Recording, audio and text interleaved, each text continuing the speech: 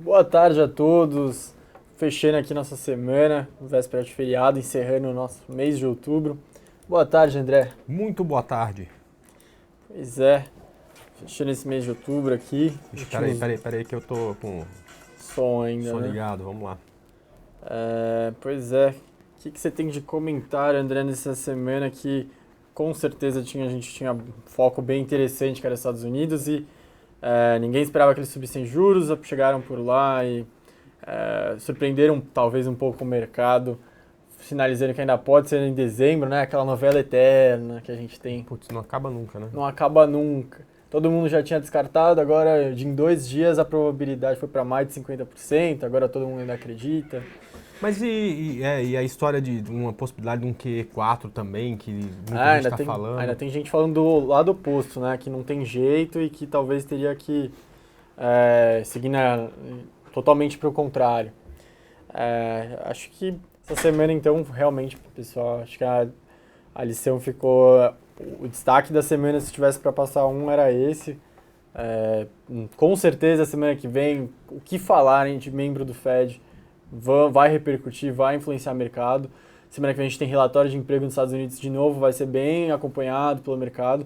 Porque é isso, a próxima reunião é só dezembro, então novembro vai ser aquele mês chato de novo de alta especulação, em que chega um dado bom, todo mundo acha, não, agora é certeza que vão subir juros. Aí aparece um dado econômico um pouco ruim, todo mundo, não vai mais subir mais nada, só ano que vem, e a gente segue nessa novela.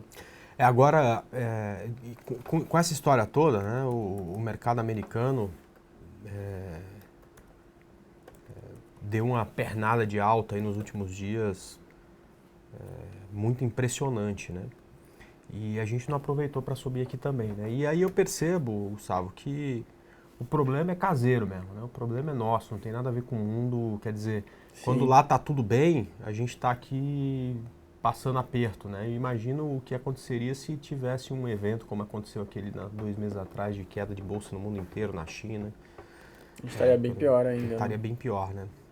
E o pior de tudo é que passa o tempo, né? A gente já está falando isso há 2 meses que essa coisa ficou bem mais complicada e nada se resolve, né? Então o investidor vai ficando com medo, com medo, com medo, cada dia mais boato, mais boato, mais boato, mas nada de fato acontece, né? Todo Sim. mundo sabe das medidas que precisam ser tomadas para aliviar um pouco a economia, mas ninguém toma essas medidas, né? E com isso a bolsa cai. Vou Essa botar semana. então o BOV na tela para você. A gente passou 11 dias meio lateral, né? Só que o que assusta é que enquanto a gente ficou desse jeito, o mercado americano simplesmente foi lá para perto do topo histórico dele, né?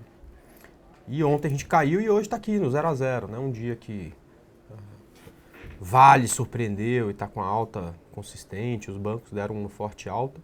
A gente teve para contrabalancear ativos que são representativos no Ibovespa, como por exemplo o Brasfoods, caindo aí 10%, né? Até um pouco mais em um determinado momento do pregão, né? Fazendo uma onda bem forte para baixo. A gente tem os setores ligados a dólar, como o SUSB 5, como Fibre, como Klabin também caindo um pouco, né? Se a CSNA está se segurando, a Uzi Minas também vem para mais um dia de queda, Uzi em 5. Então, mesmo num dia que você acaba tendo condição de alta em alguns papéis, né, você contrabalanceia com queda em outros, né? E aí a gente acabou que teve mais uma oportunidade de subir, mais uma oportunidade de aliviar um pouco esses últimos 5 pregões de queda e perdemos a oportunidade mais uma vez, né? O Ibov pode até fechar com alta, mas vai ser uma alta pífia aí.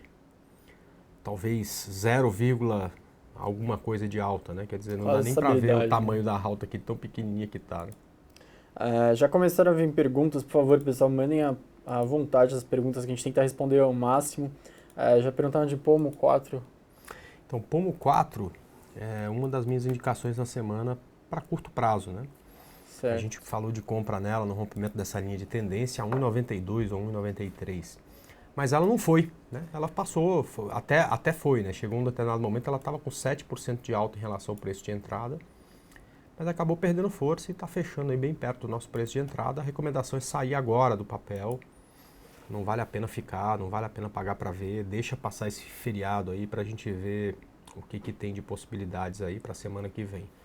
Talvez, Gustavo, você sabe que tem lá meu estudo de domingo lá que eu faço e falo aí das minhas operações, enfim, de cabeça tranquila, depois de descansar no final de semana, muito provável que eu fale dela de novo para a semana, mas agora acima dos dois. Eu percebi que esse parece ser o ponto aí mais importante para ela, onde ela cria uma possibilidade melhor aí de subir. Né?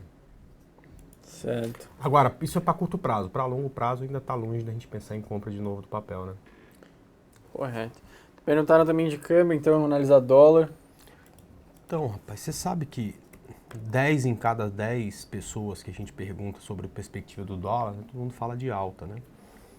E ele está tendo muita dificuldade aqui nessa região, né? Ele está realmente lateralizado, não ganha força para passar aqui dos 4, que é o principal problema dele aí, né? Que é os R$ 4, mas também não perde força e rompe o fundo. Então, dólar lateral, não tem muito o que fazer. Eu acho que dá para ficar focado numa compra no rompimento dessa região e, para quem tiver coragem, uma venda no rompimento dessa. Né? Não é fácil pensar em venda em dólar, né, Gustavo? Pode trazer um pouco aqui, quando você também pode colocar, perguntar de pecar, eu vou dar só uma comentada também de dólar. Estruturalmente, assim, não tem como analisar, é óbvio que a gente não analisa, a gente tem que ver o estrutural. Não tem como falar que não vai, assim, subir, que o real tem alguma coisa no futuro que a gente fale, putz, se acontecer isso, vai valorizar. A única coisa que a gente fez, pesquisa aqui interna, com várias instituições, é que num eventual cenário de impeachment, talvez as coisas melhorassem, mas também seria um rally, acho que de curto prazo. Acho que não seria algo tão forte. Talvez, realmente, se abrirem impeachment, a gente já viu vários deputados falando, a gente teve pesquisa da Datafolha falando que cerca de 30% votariam a favor, a maioria não quis responder, mas a gente já escutou de deputados falando que se abrir, o negócio vai desencadear mesmo. Então aí o mercado antecipa, obviamente, né? Antecipa o movimento, e acho que nesse cenário eles, aí sim talvez conseguiria falar que seguraria um pouco, aí o câmbio talvez daria uma valorização momentânea. Mas é isso, a gente teve essa semana justamente a prova de que vai ter a elevação de juros gradual, aos poucos, vai ser bem sinalizada, mas na forma, conforme for andando a elevação da taxa de juros dos Estados Unidos, a maioria das moedas vai desvalorizando frente a ela, e como o André bem falou, a gente não tem nada aqui no nosso país, a não ser esse possível impeachment, para falar que tem alguma coisa que está corrigindo e a economia está voltando para o eixo, e aí os fundamentos vão ficar bons e realmente a gente vai voltar a ter uma economia para bater e ter um câmbio mais competitivo, menos valorizado. Não é. O que a gente está vendo para frente é realmente desvalorizando. Tudo bem, não pode ser mais uma queda tão forte que nem antes, mas ainda assim é aos poucos e desvalorizando um pouco, pouco a pouco. Então, pecaram, né? Pecar. Então, pecar, cara. Vou botar gráfico na tela de novo. Eu separei 5 vendas para semana, olha. A melhor foi VEG 3, cara, tá caindo quase 8% do preço que a gente deu. A gente sofreu com a compra também, deu compra em umas duas aí que a gente, se não tomou stop, tá perto disso, né? Aliás, tá no gráfico já. Tá no gráfico. A Valide é outra que a gente deu venda também, hoje ela despencou, ela voltou um pouco. E também a LPL4, não caiu muito essa semana. E a Pecar e a Smiles foram duas que eu apontei para venda, mas não caíram. Mas eu continuo achando a mesma coisa, cara. Se Pecar cair abaixo de 49,29 é venda para ela. Acho que tem uma possibilidade de um pouco mais de queda. Acho que a chance que ela tinha de alta era se por acaso saísse o balanço e viesse melhor do que o mercado esperava. Isso aconteceu hoje. Ela não subiu. Então, eu continuo achando aqui que abaixo de 49,29 ela tem mais chance de queda aí. Portanto, a recomendação é abrir a venda nesse ponto aí. Certo. Perguntaram de Embraer e Ambev também. Embraer. Várias perguntas de Ambev também. Embraer, linda, maravilhosa, muito bonita, rompendo topo histórico, né? Rompeu consolidação e é normal, né? Rompeu consolidação, acaba ganhando força. E é muito mais legal, né? Quando volta aqui nesse ponto que era resistência e vira suporte para tomar fôlego, para subir mais, né? Então, continua muito bonita. É claro que não é para entrar, já está fazendo uma onda grande, né? Essa é uma onda é uma onda aí de 12, 13%, que para a Embraer acaba sendo muita coisa. Então, qualquer correção nas médias aqui, eu acho que tem uma possibilidade de a gente pensar na nova compra. Mas, por enquanto, não vejo essa compra, não. Sai muito mais para quem está comprado e ajustando o stop. 27,49 seria exatamente esse stop. E a outra é a BEV, só para Isso. complementar. Pergunta Essa do aqui, Neto, do Diego. então essa aqui, cara, ela tem suporte em 18, resistência em 20. Ela tá no meio desses 18 com 20. Por enquanto não tem muita coisa a fazer aqui não. Certo. Duas pessoas perguntaram de Sula 11, tanto a Cissa quanto o Márcio. Então, o que você está vendo de Sula 11, André? Cara, essa aqui é, assim... Mais uma pessoa perguntando. Pode botar na tela, por favor. Essa aqui é linda, né? Porque é a análise técnica funcionando já há muito tempo, né? Isso aqui vem na parte de baixo aqui dessa congestão, vai lá para cima, vem na parte de baixo, vai lá para cima, vem na parte de baixo, vai lá para cima. E quando chega aqui em cima, né? Depois que sobe, é que começam a vir as perguntas para se está na hora de comprar, né? Quando na verdade geralmente está no alvo da operação. Então é uma queda bem acentuada, bem forte, mas é o que a gente precisava para de novo pensar em compra, né? Então ela vindo aqui nessa região é onde a gente precisa ficar atento para pensar na nova compra. Se isso acontecer, eu acho que cria uma boa possibilidade de comprar para vê-la de novo chegando no teto dessa consolidação, tá? Então, aguardar mais um pouco, né? Por enquanto ela está caindo e aqui nessa região perto dos 18,40, 18,50, aí sim a gente pensaria em compra. Certo, trazer então aqui, perguntaram também de Hydro Brasil. Enquanto eu estava botando na tela, eu vou falar um destaque aqui doméstico que a gente teve essa semana. A gente teve a ata do Copom. Era bem esperado que eles não subissem taxa de juros, então realmente manteram 14,25.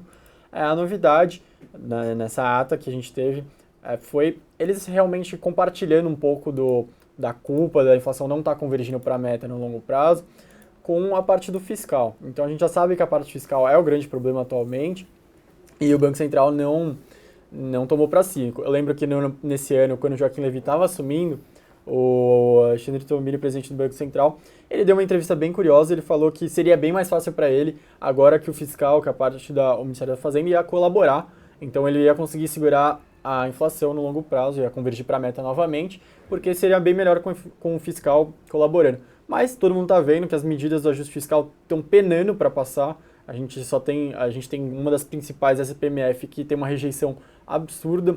Os próprios deputados não querem fazer esse sacrifício pela Dilma. Então, uma das novidades da ata foi o Banco Central falando não mais em convergir a meta ainda no ano que vem, mas só em 2017, que seria o final de 2017. Então, para o Banco Central, convergem no final de 2017. Para o mercado, só 2019, segundo o Boletim Focus. Então, essa é uma novidade interessante. A gente sabe que o Banco Central continua com o mesmo discurso de manter a taxa de juros por um período prolongado. Então, nas palavras deles, não vai ter nenhuma elevação em breve, nem também tampouco cortar a taxa de juros. E outra parte que foi questionado, o Tom Billy deu uma entrevista hoje, sobre as reservas, porque a gente viu o câmbio desvalorizar bastante, isso tem um impacto na inflação. E ele foi questionado se ele usaria reservas, se usaria para conter, e ele falou que não consegue enxergar isso. Então, importante a opinião do presidente do Banco Central, porque existe esse debate bastante, não é consenso se deveria usar ou não deveria usar. Na opinião do Banco Central, não deveria usar. Então, provavelmente a gente não deve ver nenhum movimento nesse sentido. Então, de novo para o gráfico, André. Então, Raia Drogasil lembra um pouco o gráfico de Sula, né? Porque também tem uma figura interessante no gráfico, né? Ela tem uma resistência na região de 44 e um suporte aqui nessa região. Então aqui é um ponto em que se o mercado começar a reagir, deixar um candle bonito, ou mesmo fizer um pivô num tempo gráfico menor, que é o gráfico de 60 minutos, eu acho que cria em Raia Drogasil uma condição de compra, tá? Eu só não gosto de pegar caindo, né? Muita gente já pega aqui hoje no fechamento, já vai comprar porque chegou na região de suporte, né? Eu sempre gosto de esperar, né, um pivô no tempo gráfico menor, né? Então, alguma coisa que seria mais ou menos assim, para você pegar no rompimento da cabeça do pivô do tempo gráfico menor. Deixa eu ver até aqui para o gráfico de 60 minutos, né? É muito importante esse tempo gráfico menor estar olhando para o mesmo lado que o meu gráfico diário, tá? Então, para pensar em compra em Raia Drogasil, né, é esperar um movimento de alta, um movimento de queda, e quando ela voltar a subir de novo, a gente pega aqui no rompimento da cabeça do pivô do gráfico de 60 minutos, tá? Então, era isso aí que... É isso que para a Raia Drogasil a gente precisa ter. Aliás, posso falar de um outro papel? Eu estava com ele na cabeça aqui e acabei esquecendo, mas tem um outro papel que está no SUSB 5, será que é? SUSB 5. Tem pergunta aqui de SUSB 5. Então, olha só, SUSB 5, né? A gente falou agora há pouco de Sula 11. Oxê, meu mouse ficou aqui grudado. Pronto, né? SUSB 5, né, tá muito parecido com Sula, né? Ela tem um suporte, uma linha de tendência aqui passando nessa região, né? E ela chegou e bateu exatamente nesse ponto, né? Então veja só, é claro que aqui ninguém vai querer comprar, né? A gente não vai pegar aí teto de canal de alta, né? Mas quando chega perto desse ponto, né, acende uma luz amarela para a gente começar a dar atenção, né? É a mesma questão, né? Eu não gosto de pegar a faca caindo, né? Meu negócio é pegar a volta para a tendência. Então, um movimento como esse aqui, que seria exatamente o pivô no gráfico de 60 minutos, para pegar o rompimento aqui do neckline ou da cabeça do pivô, a gente gosta, tá? Então, vamos ver se tanto RADL e SUSB 5 dá essa deixa aí para a gente na semana que vem. Certo. Perguntaram também de Petro 4. A gente não pode falar de Petro 4. Eu de Vale 5. Vale 5 podemos falar. Desculpa. Eu tô pensando aqui, perguntaram também sobre CPMF CID. Bom, CPMF, que nem eu falei, o que a gente escutou de deputado, que a gente tem escutado sobre possível aprovação ou não, é que é muito difícil aprovar com a Dilma. O que a gente viu é que talvez um cenário diferente com outra pessoa poderia passar. Nesse cenário agora eu acho muito difícil. A gente já sabe que na última vez que a CPMF transitou no Congresso, quando o Lula tinha uma aprovação boa, quando o país estava crescendo, a CPMF não passou, ela não foi aprovada, o governo não conseguiu unir a base para votar e passar a CPMF. Então, nesse cenário agora, é bem complicado ela se aprovar. Em questão de tempo, caso ela fosse tramitando, seria só para o meio do ano que vem para frente. Na parte da CID, de novo, o ministro da Fazenda, Joaquim Levy, ele sempre bate no ponto que a CPMF é o plano A, plano B, plano C, Ministério do Planejamento também. Se eles falarem em algum momento de CID, aí que a CPMF não tem a menor chance de passar. Eles não podem realmente comentar porque você perde totalmente a credibilidade da CPMF. Então é aí que ela não seria aprovada. Mas ela realmente pode vir, teria um impacto inflacionário, então seria indesejável, mas pode ser que sim. Vale 5. Vamos lá. Então, Vale 5 é o tipo de operação, é o tipo de gráfico, né, cara, que eu não vejo o que fazer aqui, né? A gente não tem tendência de alta, não tem tendência de baixa. A gente pode ter a terceira opção, que é ficar de fora, né? Ela tem até aqui uma região, né, em que, para alguns aqui, se segurou. Teve um bom desempenho hoje, até acho que ela tem uma boa possibilidade de subir mais aqui, mas é com target sempre muito limitado, né? Ela estava muito bonita até semana passada, muito bonita mesmo, não tinha problema nenhum comprar esse troço aqui. Acho que acima desse 15,37, 15,40, ela era muito bonita, tinha uma possibilidade muito forte de alta, mas isso se perdeu, né? Mostrou fraqueza no momento importante. E agora eu acho que a melhor possibilidade que a gente tem, o melhor que eu enxergo para o gráfico aí, é a gente não aproveitar nada dele, ficar realmente de fora dessa operação. Bom, pessoal, acabamos, né? Acabamos. Acho que Acabando todo mundo a semana. tem um ótimo feriado. Espero que a semana tenha sido boa para todo mundo. Aproveitem bastante e a gente se vê na semana que vem. Até mais. Perfeito, um abraço, até mais, gente.